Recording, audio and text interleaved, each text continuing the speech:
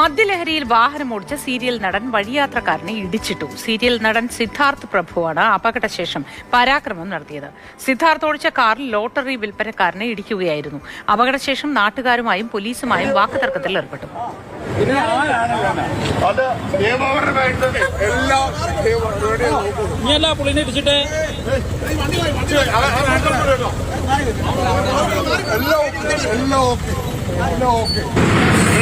വീട്ടുകാരെയും നാട്ടുകാരെയും കുടുംബക്കാരെയും പറയിപ്പിക്കാനായിട്ട് ഇങ്ങനെ കുറെ ജന്മങ്ങള്. സീരിയൽ നടനാണ്, ഇയാളെ കുറെ ആളുകൾ കണ്ടിട്ടുണ്ടാവും. ഇത്ര പോകുന്ന സമയത്ത് ആളുകൾ കാണുന്നതാ. അവൻ ഇപ്പൊ കള്ളും കുടിച്ച് റോട്ടിൽ കിടന്ന് കുത്തി മറയുക. ഒരു ലോട്ടറിക്കാരനെ കാറ് തട്ടി നാട്ടുകാരവനെ പിടിച്ചു വെച്ചു. മദ്യലഹരിയില് അവൻ കാണിച്ചു കൂട്ടുന്ന പേക്കൂത്തുകൾ നിങ്ങൾ കണ്ടില്ലേ? എത്രത്തോളം നാണക്കേടുപ്പ് അയാളുടെ കുടുംബത്തിന് ഉണ്ടായിട്ടുണ്ടാവും. ഈ ഉപ്പും മുളകും എന്ന പരിപാടിക്ക് എന്തോ ഒരു ശാപം കിട്ടിയിട്ടുണ്ട് തോന്നുന്നു. അതിലുള്ള ഓരോ ആളുകളും ഓരോ രീതിയിൽ ആ പ്രോഗ്രാം തന്നെ നിർത്തേണ്ട അവസ്ഥ പോലും വന്നു എന്നുള്ളതാണ്. ഇതാ ഇവനും കൊള്ളാമല്ലേ. പക്ഷെ ഇവിടെ പറയാൻ പോകുന്നത് ഇവന്റെ കള്ളുകുടിയും പേക്കൂത്തും മറ്റുള്ള കാര്യങ്ങളൊന്നുമല്ല. ഈ ന്യൂ ഇയറും ഓണോ വിഷു ഒക്കെ വരുമ്പോൾ കുറെ ആളുകൾ കള്ളു കുടിച്ച് ഇങ്ങനെ റോട്ടിലൊക്കെ തെണ്ടി നടക്കാറുണ്ട്. ഒരിക്കലും ഇവരെ ന്യായീകരിക്കാൻ നമ്മളെ കൊണ്ട് കഴിയില്ല. കാരണം ഇവൻ ഓടിച്ച വാഹനം തട്ടി ആരെങ്കിലും മരണപ്പെട്ട് കഴിഞ്ഞാൽ ന്യായീകരിക്കാൻ നമ്മളെ കൊണ്ട് കഴിയോ? ഇല്ല. ഇവിടെ പ്രധാനപ്പെട്ട മറ്റൊരു കാര്യം നമുക്ക് ചർച്ച ചെയ്യാനുണ്ട് എന്നുള്ളതാണ്. ആദ്യം ഈ വിഷയത്തിനെ നമ്മുടെ ജിഷിൻ ചേട്ടായില്ലേ ബിഗ് ബോസിലെ, അയാൾ ന്യായീകരിക്കുന്നതൊന്ന് കേൾക്കാം. അത് കഴിഞ്ഞ് ആ വിഷയത്തിലേക്ക് കടക്കാം.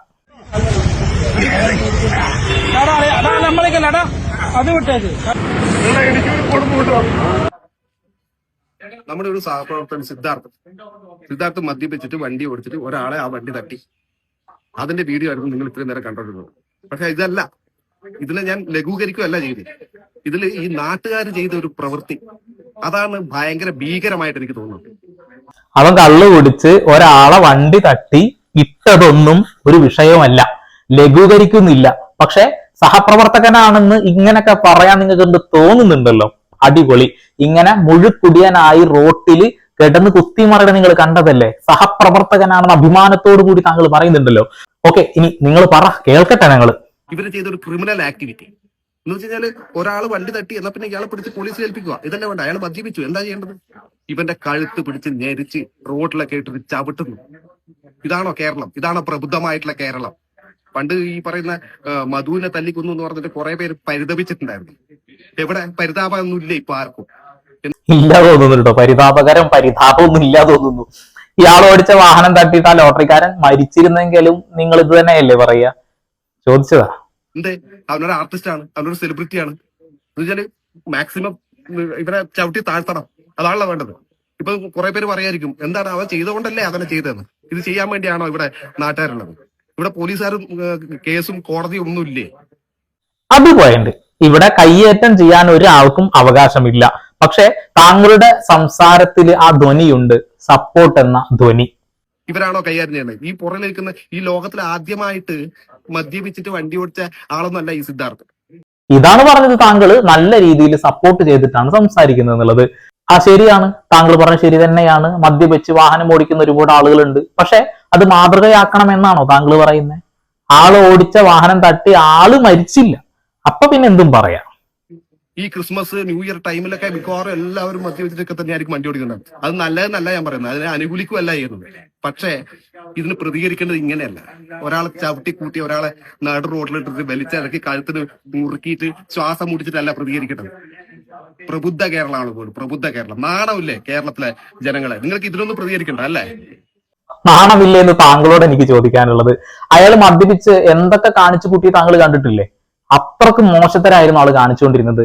അയാളുടെ കഴുത്തിന് പിടിച്ച് വലിച്ചു എന്നാണ് ആള് കണ്ടെത്തിയിട്ടുള്ളത്. ഓക്കെ, താങ്കളുടെ സഹപ്രവർത്തകനായതുകൊണ്ട് എന്ത് ചെയ്താലും കുഴപ്പമില്ല എന്നുള്ളതാവും. തുടർന്ന് കേൾക്കാം.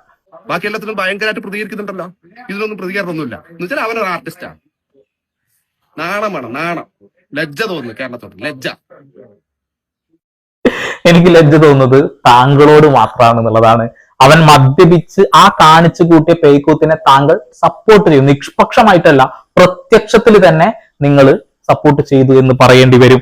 ഇനി പ്രത്യക്ഷത്തിൽ സപ്പോർട്ട് ചെയ്ത ഈ ഒരു വ്യക്തിയെ കുറിച്ചിട്ട് ഒരു വലിയ ഞെട്ടിക്കുന്ന കാര്യം കൂടി വന്നിട്ടുണ്ട്. എന്താന്ന് പറഞ്ഞുതരാം. 2021 കൊച്ചിയിൽ വെച്ച് 2 മോഡൽസ് വാഹനം ഇടിച്ച് മരിച്ചത് നിങ്ങൾ കേട്ടിട്ടുണ്ടാവും അല്ലെ? മുൻ മിസ് കേരളയായ അൻസി കബീർ, മിസ് കേരള റണ്ണറപ്പായ അഞ്ജന ഷാജനുമാണ് കാർ അപകടത്തിൽ അന്ന് മരണപ്പെട്ടത്. ആ വാഹനം മദ്യപിച്ചിട്ട് ഓടിച്ചതിന്റെ ഭാഗമായിട്ട്, റേസ് നടത്തിയതിന്റെ ഭാഗമായിട്ട് മത്സര ഓട്ടത്തിലാണ് മരണപ്പെടുന്നത്. ഇതുമായി ബന്ധപ്പെട്ടുകൊണ്ട് അന്ന ജോൺസൺ എന്ന് പറയുന്ന ഒരു വ്യക്തി അവർ പറയുന്ന ഒരു കാര്യമുണ്ട്. നിങ്ങൾ ഇപ്പൊ സപ്പോർട്ട് ചെയ്ത് സംസാരിച്ച സിദ്ധാർത്ഥിനെ കുറിച്ചിട്ടാ പറയുന്നത്. ഒന്ന് കേട്ടുവരാം.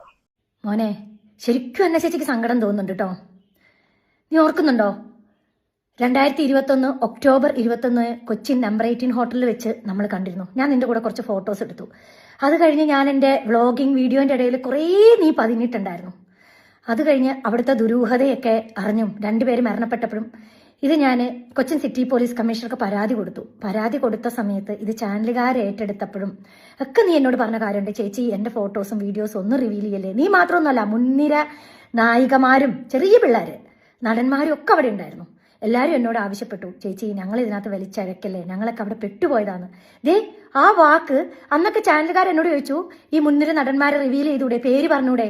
എനിക്ക് വേണേ ഇതൊക്കെ പറഞ്ഞ് റീച്ച് ഉണ്ടാക്കാം. പക്ഷെ ഇത് ഈ 2025 ഡിസംബർ 25 ക്രിസ്മസ് ആണ്. ഞാൻ ഈ ദിവസം വരെയും ആ വാക്ക് പാലിച്ചു. പക്ഷെ നീ എന്നോടൊരു കാര്യം പറഞ്ഞിട്ടുണ്ടായിരുന്നു, ഞാൻ ഇനി ഇതിന്റെ ഒന്നും പുറകെ പോവില്ല ചേച്ചി, ഞാൻ നന്നായിക്കോളാന്ന്. എന്താ മോനെ അവസ്ഥ? ഇത് ഉപയോഗിക്കുന്നവരെ മാത്രമല്ല, ഇത് വൻനിരയിൽ ഉണ്ടാക്കി ഇങ്ങനെയുള്ള ആളുകളുടെ ഇടയിൽ എത്തിക്കുന്ന വൻ മാഫിയകളെയാണ് നമ്മൾ പിടിക്കേണ്ടത്. ലജ്ജ തോന്നുന്നു. ഇനി അന്നച്ചേച്ചി ഇതിന്റെ പുറകിലില്ല. അന്നച്ചേച്ചിക്ക് അന്നച്ചേച്ചിന്റെ കുടുംബ സമാധാനമാണ് വലുത്. Thank you. ഇനി എന്താണ് സംഭവം എന്ന് കൃത്യമായിട്ട് ഓർമ്മയില്ലാത്ത ആളുകൾ ഉണ്ടെങ്കിൽ കൃത്യമായി ഈ വാർത്തയുടെ ഒരു ഭാഗം കൂടി കേൾക്ക്, എന്നതിന് ശേഷം പറയാം. കൊച്ചി വൈറ്റിലയിലുണ്ടായ വാഹനാപകടത്തിൽ മുൻ മിസ് കേരളയും മുൻ മിസ് കേരള റണ്ണറപ്പും മരിച്ചു. മിസ് കേരളയായിരുന്ന ആൻസി കബീർ, റണ്ണറപ്പായിരുന്ന അഞ്ജന ഷാജൻ എന്നിവരാണ് മരിച്ചത്. പുലർച്ചെ 1 മണിയോടെയായിരുന്നു അപകടമുണ്ടായത്. 2019 മിസ് കേരള മത്സരത്തിലെ വിജയി ആൻസി കബീർ, 2019 മിസ് കേരള റണ്ണറപ്പ് അഞ്ജന ഷാജൻ എന്നിവരാണ് വൈറ്റിലയിലുണ്ടായ അപകടത്തിൽ മരണപ്പെട്ടത്. 25-കാരിയായ ആൻസി തിരുവനന്തപുരം ആലംകോട് സ്വദേശിയാണ്. 26-കാരിയായ അഞ്ജന തൃശൂർ സ്വദേശിയും. എറണാകുളം ബൈപ്പാസ് റോഡിൽ ചക്കരപ്പറമ്പ് സമീപത്ത് വെച്ച് പുലർച്ചെ 1 മണിയോടെയാണ് അപകടമുണ്ടായത്. ബൈക്കുമായി കൂട്ടിയിടിക്കാതിരിക്കാൻ പെട്ടെന്ന് കാർ വെട്ടിച്ചതാണ് അപകടത്തിനിടയാക്കിയതെന്നാണ് വിവരം. സംഭവസ്ഥലത്ത് വെച്ച് തന്നെ ഇരുവരും മരിച്ചിരുന്നു. 4 പേരാണ് വാഹനത്തിലുണ്ടായിരുന്നത്. ഒപ്പമുണ്ടായിരുന്ന 2 പേർ ഗുരുതരാവസ്ഥയിൽ എറണാകുളം മെഡിക്കൽ സെന്ററിൽ ചികിത്സയിലാണ്. ഇതാണ് ആദ്യം വന്ന വാർത്ത. എന്നാൽ പിന്നീട് ദുരൂഹതകൾ അങ്ങ് ഭയങ്കരമായിട്ട് വന്നു എന്നുള്ളതാ. എറണാകുളത്തെ ഹോട്ടൽ 18 വെച്ച് ഒരു വലിയ പരിപാടി നടന്നു. അതായത് ഒരുപാട് നടന്മാരും സീരിയൽ ആക്ട്രസസുകളൊക്കെ വന്ന ഒരു പരിപാടി. ആ പരിപാടിയിൽ ലഹരി അങ്ങ് ഒഴുകി. ആ ലഹരി പാർട്ടിക്കുള്ളിൽ ഈ സിദ്ധാർത്ഥ് ഉണ്ടായിരുന്നു എന്നുള്ളതാണ്. അന്ന് ആ കൂട്ടത്തിൽ ഇയാളെ കണ്ടു എന്ന് അന്ന ജോൺസൺ പറയുകയാണ്. അന്ന് അപകടമുണ്ടായ സമയത്ത് കാർ ഓടിച്ചിരുന്നത് മുഹമ്മദ് ആഷിഖ് എന്ന് പറയുന്ന വ്യക്തിയാണ്. അയാളും ഏകദേശം ഒരാഴ്ച ആശുപത്രിയിൽ കിടന്ന് മരണപ്പെട്ടു. കേസ് വലിയ രീതിയിൽ അങ്ങ് പോയി. അന്വേഷണം പല ഡ്രഗ് മാഫിയയുടെ അടുത്തേക്ക് പോയി. പോലീസുകാരുടെ കേസ് അന്വേഷണത്തിന് അനാസ്ഥ ചൂണ്ടിക്കാണിച്ച് മറ്റൊരു രീതിയിലുള്ള ചർച്ച.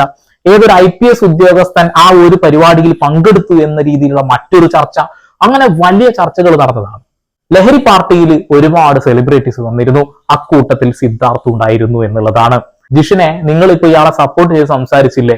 ആ സപ്പോർട്ട് ചെയ്ത ആളെ കുറിച്ചിട്ടാണ് ദൃക്സാക്ഷിയായ ഒരാൾ പറയുന്നത്. അവിടെ 2 മോഡൽസ് മരണപ്പെടാനുള്ള കാരണം എന്താണെന്നറിയോ?